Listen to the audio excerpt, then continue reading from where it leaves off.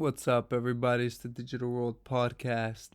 Here's an interesting thread that I just saw from Lynn Alden, and it's actually very good.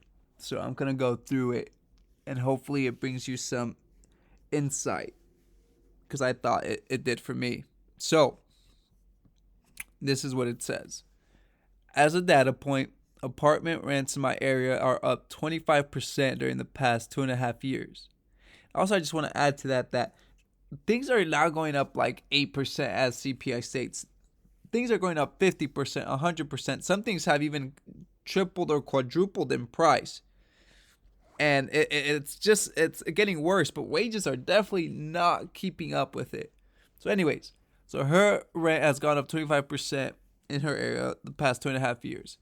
It says this is not primarily from supply chains, war, etc. It's from a 40% increase in the amount of broad money during that period, including the biggest year over year percent increase since World War II. Okay, so you see um, M2, money supply, and here it says percentage change from a year ago of billions of dollars. So here you see that drastic change, which started in 2020 during the Trump administration. Folks, don't get too caught up with political parties because their wings are the same bird. One started it, the other carried it on, and it will continue to go. This is a crisis to crisis situation. Then she says, these are mostly permanent increases passed on to consumers. I spoke with the leading apartment manager in my area. Existing tenants are getting smaller increases, but people who move in are the ones getting the full brunt of it. And she says this will take time to affect more people.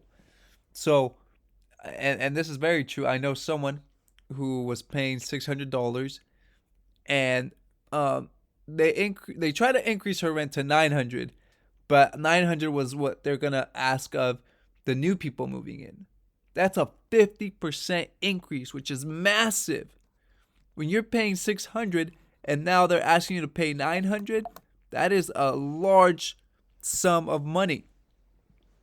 Now, for that person that was living there, her rent went up a little bit, but not up to 900. But these are the kind of increases you're seeing, and it's for some people that uh just breaks their whole financial situation. Then she says Republicans blame the Biden administration, and Biden administration blames Putin. Truth is, the sharp money supply increase began under Trump, continued under Biden, and was baked into the system due to how much debt has accumulated for decades. And here you see the broad money versus CPI. And here, broad money is the blue, and CPI growth is the orange. You see that massive spike in broad money, which obviously it's gonna the CPI growth is gonna follow. It's gonna be a little delayed. Okay, then you have a CPI versus oil price, right? You see oil price has spiked up, like starting around 2015 or so, started spiking. And then you see the CPI growth follow as well.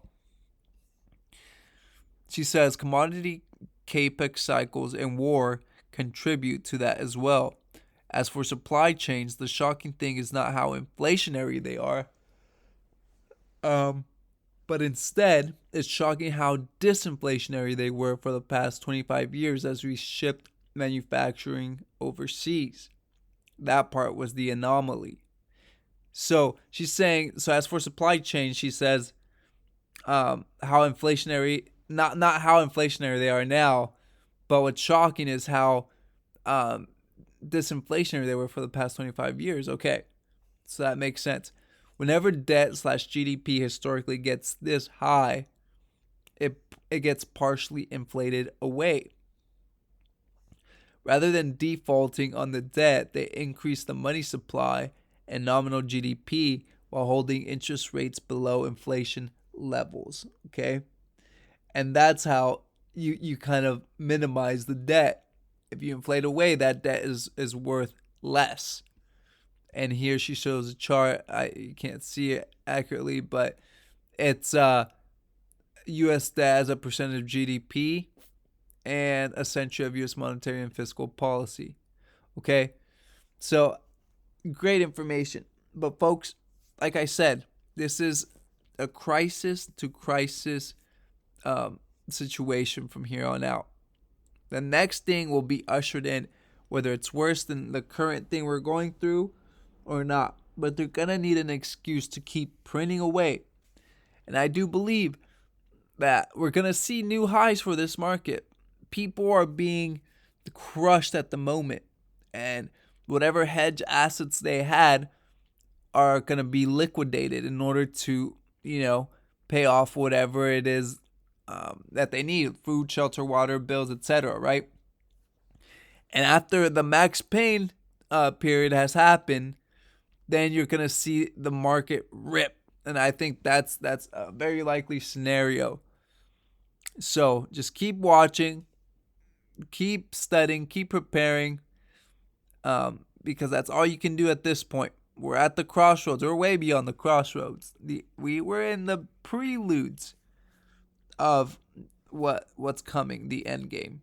So anyway, thank you for watching. Like and subscribe to the channel. This is the Digital World Podcast, and I'll see you in the next episode.